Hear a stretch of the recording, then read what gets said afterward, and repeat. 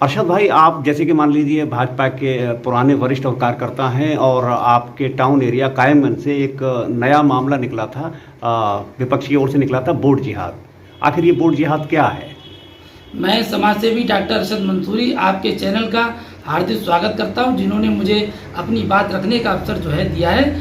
मैं आपको बताना चाहता हूं कि हमारे देश के यशस्वी प्रधानमंत्री नरेंद्र मोदी जी विकास की नई इबारत में नए रंग भरने का काम कर रहे हैं, जबकि ओछी मानसिकता के लोग रंग में भंग डालने का एक घृणित कार्य कर रहे हैं। जिस तरीके से महात्मा गांधी ने देश को आज़ाद कराने के लिए एक जन आंदोलन चलाया, ठीक उसी तरीके से माननीय प्रधानमंत्री नरेंद्र मोदी जी भारत को 2047 तक विकसित राष्ट्र बनाने के लिए एक जन आंदोलन चला रहे हैं। लेकिन कुछ लोग इस आंदोलन को भंग करना चाहते हैं। जिस तरीके से एक सपा की नेत्री ने एक बयान देकर, एक विवादित बयान देकर ओछी मानसिकता को परिचय दिया है, मैं इस विवादित बयान की निंदा करता हूं।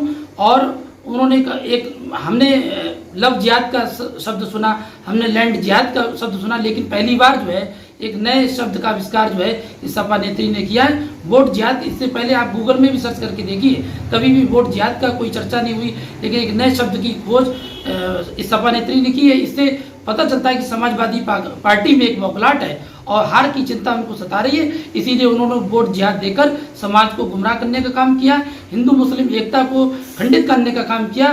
कायमगंज की जो तहजीब है, वो संस्कृति है, वो हिंदू मुस्लिम एकता की रही है, लेकिन सपा नेत्री इस हिंदू मुस्लिम एकता को खंडित करना चाहती है, समाज को गुमराह करना चाहती है। मैं उनसे पूछना चाहता हूं कि वह ऐसा षड्यंत्र क्यों कर रही हैं, हिंदू मुस्लिम एकता को क्यों खंडित करने का काम कर रही है।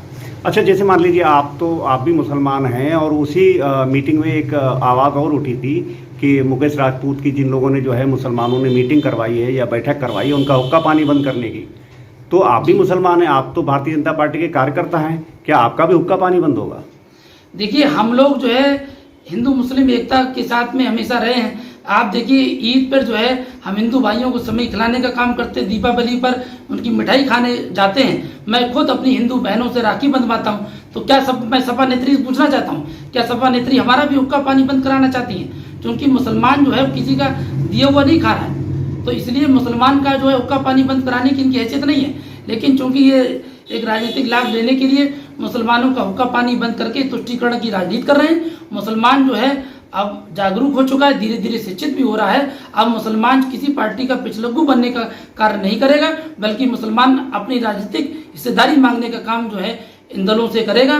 क्योंकि मुसलमान धीरे धीरे जागरूक हो रहा है, अपने हक और हुकूक को लेकर चिंतित है, अपने हक और हुकूक की बात करेगा। अच्छा, जैसे मान लीजिए अरशद भाई, आप काफ़ी टाइम से अल्पसंख्यक आयोग में सदस्यों की संख्या बढ़ाने के उसमें लगे हुए हैं, कि क्या बात है अभी तक संख्या बढ़ नहीं पाई आप? देखिए, अल्पसंख्यकों का सर्वनाश समाजवादी पार्टी ने किया है।